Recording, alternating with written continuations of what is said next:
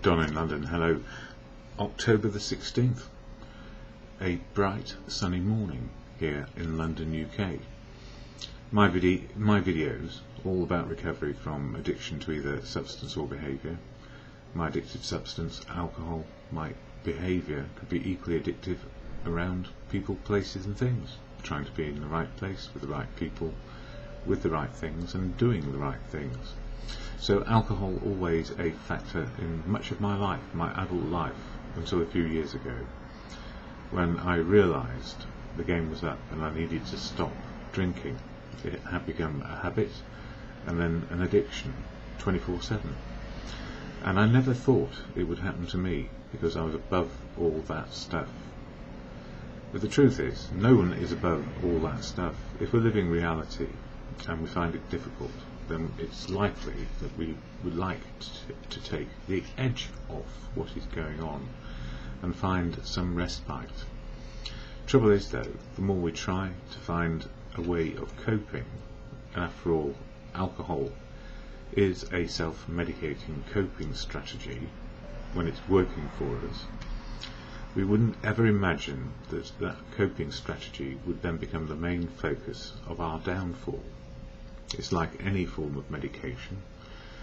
If it's something we come to be reliant upon and it then starts to create self-harm, then maybe we need to look at it. But the absolute truth for me, drink was able to help me, or enabled me to keep on doing things which were not so good. Not so good for me as an emotional person or a spiritual person. So alcohol helped me push down my feelings, those which were awkward and unhelpful to me, and it hindered my spiritual abilities, that is, the ability to cope with simple reality. So I needed emotional and spiritual help to get into recovery, and that's not religious. The reason why I mention emotional and spiritual well-being, it's the very foundation of my recovery, courtesy of a group of people who learned how to get sober. And that group of people, well, it was founded and called Alcoholics Anonymous, AA, free at the point of entry, always. So I talk about AA and fellowship a lot, because it is the backbone of my recovery. At the same time, I don't speak for the fellowship of AA, never can, never will. Simply, it's what you see is what you get on any given day, a group of people meeting together to share experience, strength and hope around recovery. And at the beginning, I didn't want to be a part of anything, let alone a fellowship. I thought it must be religious, I thought it must be dogma, I thought it must be a cult, because those are the words I kept on hearing about a fellowship which is there for sobriety. So I was prejudiced against it from the very first moment, primarily because it was about taking away my best friend all my life up until that point, the totally reliable self-medicating tool called alcohol. So if you imagine, driven to distraction by something which has always been there and then becomes an enemy, you still don't want to let it go, because you still hope it will start to work again. And that's the madness of drinking. We hope it will work again to take away the pain of life. After all, if there were no pain, there would be no need to take the edge off, would there? But if there were no pain around life, maybe we would not learn all the emotions that we have, and we wouldn't become wise about them and what to do with all these feelings we have all the time. We like happiness, but we're not so sure about sadness. But if you don't have sadness as well as happiness, how can you know the difference? And that's life. Life on life's terms. So AA saved my life. Or rather, people who went to AA, who had wisdom, saved my life. The fellowship is what you see and what you get on a daily basis. Sometimes it's wonderful, sometimes it's horrible.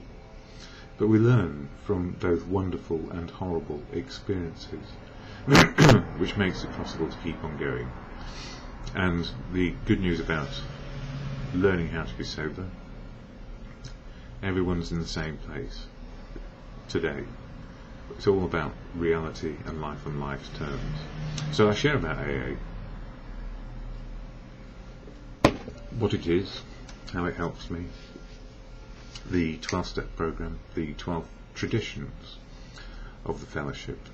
So the 12-step program helps me find a way to be open, honest and willing to keep on changing on a daily basis as life changes. And the 12 traditions hold the fellowship together in unity, service and recovery. And this is not a video promoting AA, it's how the steps work for me. What you see is what you get, attraction rather than promotion. If it was a promotion, I would say to you, AA can fix your life. And that would be untrue. AA provides a toolkit so you can live the life that is open to you. So it's based on reality and truth. To thine own self be true, and then find out what you can do. Open, honest and willing to keep on changing. So here I share the AA preamble, just like in a meeting, from that little card, and then some information from this book, Daily Reflections, which has readings, one a day, all about the 12 steps. So one step a month, 12 months, covers the whole program or toolkit in a general way. But you will only get the benefit really first hand if you go to meetings of fellowship and listen to people. It's the many voices, the many people in the fellowship who keep one person sober. But because it's a group activity, if one person is 1 day sober and one person is 30 years sober and everything in between, hopefully we find some similarities and don't just listen to all the differences that we have. Anyway, the AA preamble reads as this, with a couple of things I add in. Alcoholics Anonymous is a fellowship of men and women who share their experience, strength and hope with each other, that they may solve their common problem and help others to recover from alcoholism. So we work together.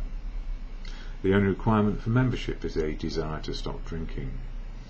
And that's it, a desire to stop drinking. That's it. No rules, no laws, no regulations to govern your behaviour. We learn how to behave and work together. But when we're new, it feels very awkward and horrible and nerve-wracking, let alone the fact that we're trying to give up something which we've become accustomed to and addicted to. There are no dues or fees for AA membership, which means it's free. We are self-supporting through our own contributions, so we're not connected to anything else, but we do support ourselves, pay our rent and tea, coffee and biscuit and literature costs.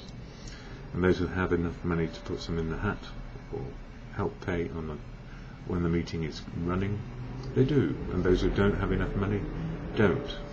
Simple as that. Unless you're like me, you don't have enough money but you still put money in, so I don't feel bad. But the suggestion is, don't compromise your well-being by putting money in the hat. But you will find that you will have money in the future, maybe, and can share some. AA is not allied with any sect, denomination, politics, organisation or institution. It does not wish to engage in any controversy, neither endorses nor opposes any causes. So the fellowship is there for people with a desire to stop drinking, and it's not allied to anything. But everybody in the fellowship has a life and is allied to everything around them. So you will hear people from all walks of life, how sober works in their lives, and you will hear about whether they have a strong belief in something or not. And many people are believers in God, many people are atheist, and many people are agnostic.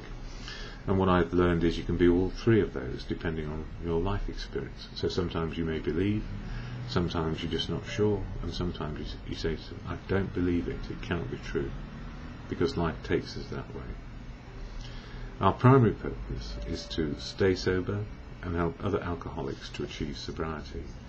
So if you have a desire to stop, don't have any money, not sure what on earth you're doing, and wish you had an answer, then listen to a lot of people making sense of life without drink or drugs, or behaviour which is self-harming. And I didn't like it, the very idea that I would need to go and take some emotional and spiritual medicine on a daily basis, or however many times I choose to go to meetings, was never on my agenda until I realised I could not stop drinking on my own, and then reluctantly started to listen to the rest of the world and what they did about it. So we learn, we live and learn if we're lucky enough. But notwithstanding that, the fellowship is like any other organisation. Well, fellowship is a society, but there are other organisations and facilities and all sorts of medical things going on to help people get sober. And they all work if we can work with the programme. Unfortunately, the nature of addiction, it is so difficult to deal with, most people do not make it. So there are very few from all walks of life, if they don't understand the basics of how to stop, cannot stop, and which is why often people relapse as well, because life is so tough. So not only is life difficult, and we can accept that, with an addiction on top, life becomes not only difficult, often it seems impossible, because we have set ourselves up for success and we don't know how to deal with failure. So we can become successful or a failure again, depending on what we're doing.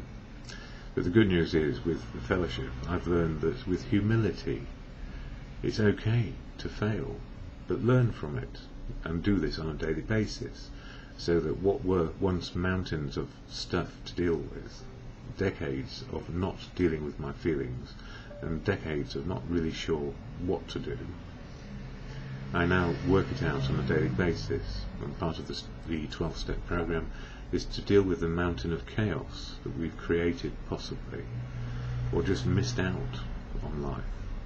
How to deal with that, the emptiness, when we let go drink, because we are empty, and that is a very depressing feeling, and it can make us very agitated, and we don't know what to do with ourselves. So what did I do? I went to lots of meetings, so I could find out how to put good things into me, like food, like living with people in a more happy frame of mind, and deal with sadness and all the other stuff that we have to deal with in a difficult life situation. Life is difficult for all people, and I went to 2 meetings yesterday. I'll talk about those in more detail in a moment. I just want to cover the daily reflection from the AA Daily Reflections. And October is all about spot check inventories, that is, dealing with what's going on in the moment. And step 10, which is doing a review of our daily doings, what's gone on, what's worked, what hasn't worked, and are we grateful for anything. Some gratitude around being alive and sober, even when it's as hard as hell, and we're just about keeping ourselves together. So the AA Daily Reflection for today. Throughout each day, this is not an overnight matter. It should continue for our lifetime, and this is about the inventory, taking inventory of our day by day, so we learn what is working and what's not working. During my early years in AA, I saw step 10 as a suggestion that I periodically looked at, where I periodically looked at my behaviour and reactions. If there was something wrong, I should admit it. If an apology was necessary, I should give one. After a few years of sobriety, I felt I should undertake self-examination more frequently.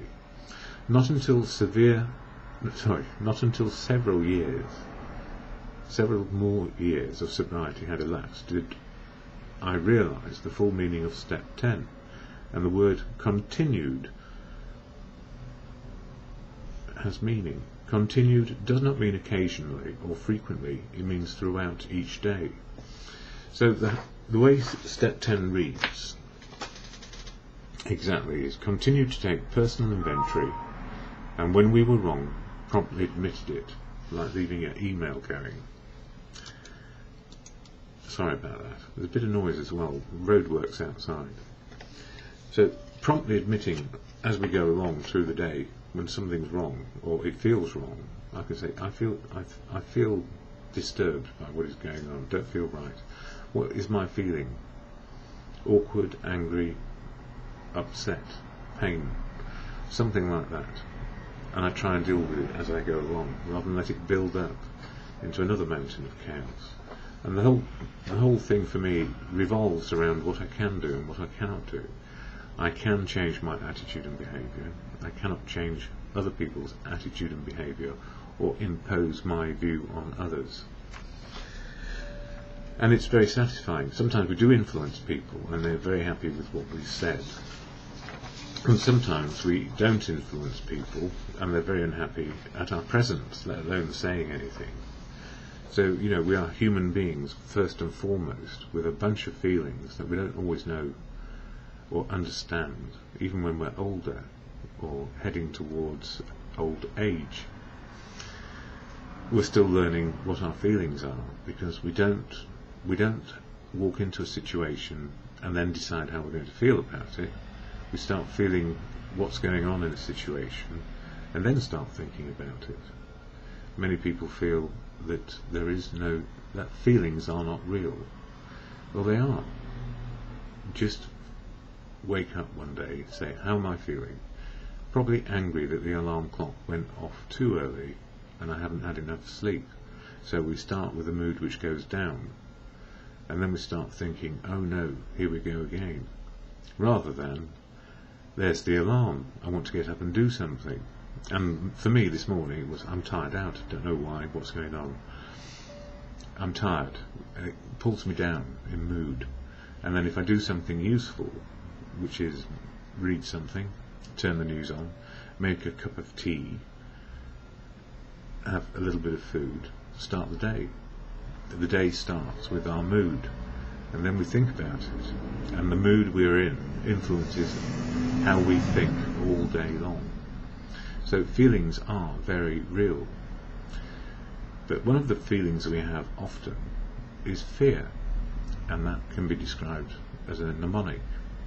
F-E-A-R. What is it? False evidence appearing real. So if we feel bad, and then we see something which is bad, or looks bad, it pulls us down into more fear. False evidence appearing real, because we're fearful. But if we look at the situation more openly, hang on a minute, a bit of faith here might be appropriate. Why don't I find out what is going on rather than fear it? And then we find that the evidence may not be real, but the feelings definitely are. So sometimes we misunderstand what we hear and what we feel, because if we actually say, I don't agree that feelings are not real, other people may say, well, you're wrong, because my thinking tells me so. And thinking is a product of dealing with our feelings. We are truly emotional and spiritual beings, which is why the emotional and spiritual program of AA works, if we understand what our feelings are in the moment of now, where everything happens. Life is spiritual right now, and has been forever. Is forever now. And yes, I'll just read out what I wrote this morning. This is what I wrote. It's not a play, it's reality for me. Yeah, October 16th. Spot check inventorying, anytime, any place and anywhere, is key to knowing ourselves, how we are feeling in the moment of now, when life is happy, when life is sad, and when life is just plain difficult. Feelings provoke our thinking, so we feel, we are emotional beings. Provoke our thinking. Our thinking can be a liability or an asset. Because if it's going back to, here we go again, I see this as it was before, we're not looking at it as it is. We're making assumptions. So, this is where step 6 of the program and step 7 are at work in my life today. So step 6 is my liabilities, fear, putting on a brave face, and my ego covering up guilt and shame about not knowing something. Or, that's my overly worked liabilities, fear, brave facing and ego. And my shortcomings are lack of faith, courage and confidence. Now, faith in doing the next right thing and asking for help can be the absolute asset.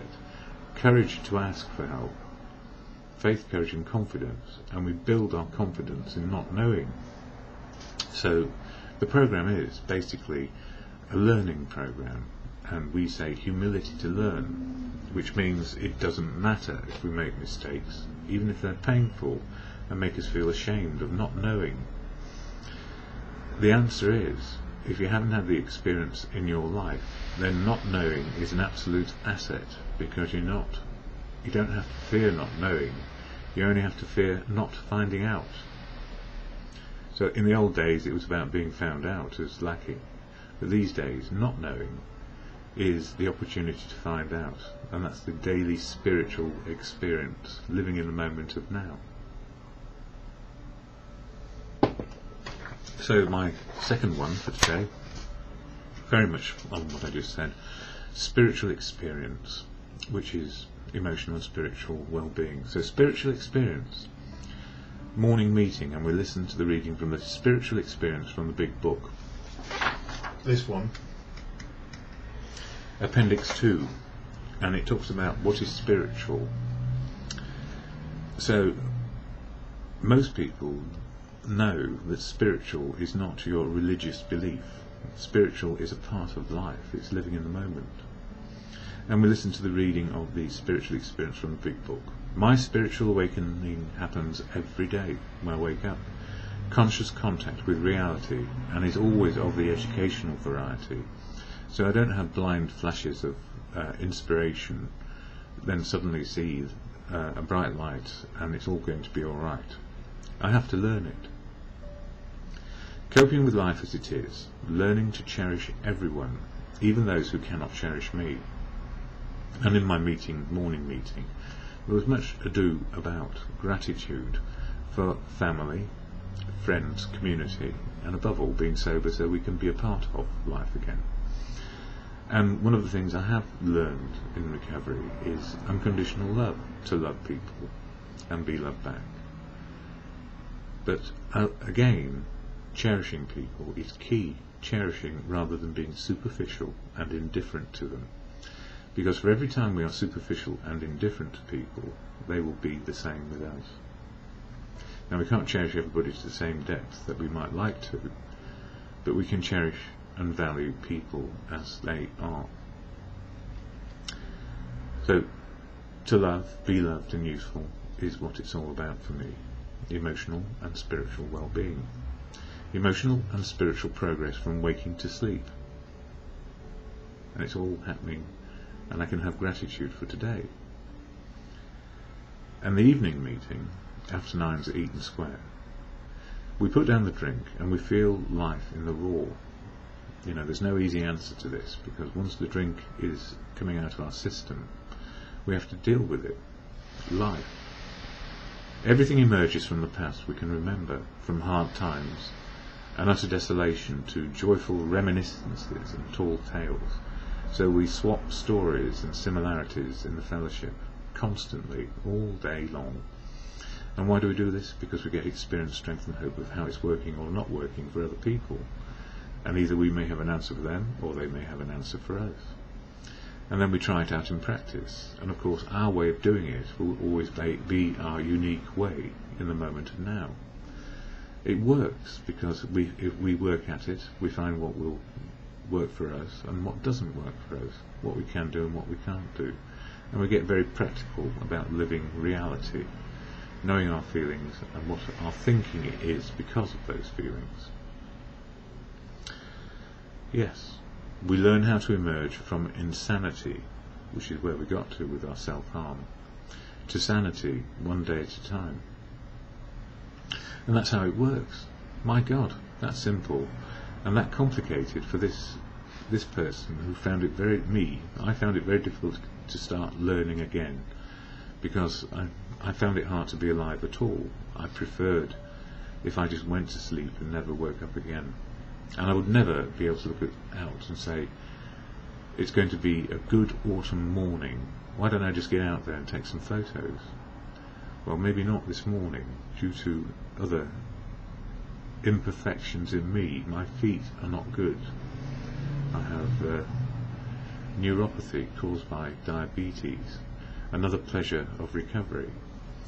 And I say it's a pleasure of recovery because it's a pleasure to be alive long enough to get other things wrong with me and deal with them on a daily basis without saying, my life is worse now, I'm 55 and it's the end. Well, actually it's not. I feel happier now than I have done pretty much all my life on a continuous basis, even though I have clinical depression which comes and goes and is managed professionally. I have a fellowship which helps me deal with life on life's terms. So whether I'm good and healthy as best I can be, or not so good and unhealthy, because that happens, that's just life, I can deal with it, life on life's terms. How I feel about it, which is sometimes just simply acceptance. And in acceptance is a great big key, that whatever happens to me, it's not whether I expect it to be that way or I deserve something. It's how I deal with reality. That's the acceptance part. And anything can happen to us. So, we are not, once sober, we are not going to be able to say we will miss out on some other part of life which is extraordinarily difficult. We get older and we get other complaints, and we can be complainers, or we can, quite rightly sometimes, that I'm hurting and I don't know what to do. I'm hurting emotionally or physically, but I can share about it. And the best place in town on a Saturday night for me was Eaton Square, a great big church, and we are in the back hallway or back room. It's quite a nice back room actually, and it was packed up with people last night, from 2 hours from a drink to probably 30 or 40 years without a drink continuously. So whether a person is 2 hours or 30 or 40 years sober, we're all in the same moment. And it was a very powerful meeting about where we've come from, why we drank, and what we do now, dealing with our feelings in the moment of now. And I know I'm emphasising this because it's part of the step 10 inventorying process, knowing where we are with ourselves and where other people are with us. So how to be included and part of, be on the stage, but not necessarily trying to control or have power over anyone. Indeed, have power over no one is best. Let them make their own minds up about what they want to do, and we can carry on, included as life offers or not. And we find like-minded people yet again become part of, if we can, family, community, society, in whatever role we now can, whatever we can do, we do. It's being useful in our own way. And often the most useful thing we can do is help another person be sober as best we can. And if we don't know how, there's probably another few thousand voices in London with 700 meetings and regular attendance at probably all time levels. It's a tough world, and many people are trying to deal with reality without a drink inside them. So that's me for today. The all of my work, if you like, it's probably about 1,000 words there, will be on my blog, and I just thought I'd do the highlights for today. What helps me in the moment of now, when it's going well, finding out why, or it's going badly, finding out why. It's the serenity prayer. It's the can-do. I can change my attitudes and behaviour and learn more, but I can't change your attitudes and behaviour and what you're up to. I'm powerless over you, which is the greatest gift. Powerless over people, places and things, so I can make free choices around reality, the real life situation, and not the one I would imagine I should have. Expectations or deservings. I don't deserve anything, except maybe to try live life as it is. So the serenity prayer, whether you're an atheist, an agnostic or a believer, it makes no difference. It's about conscience, working to good conscience and to good practice with the 12 steps, so we are free of the burden of others. But we can help everybody, or not, as the case may be. So the serenity prayer to God, or simply in good conscience. God, grant me the serenity to accept the things I cannot change, courage to change the things I can, and the wisdom to know the difference. Always in the moment, and just for today.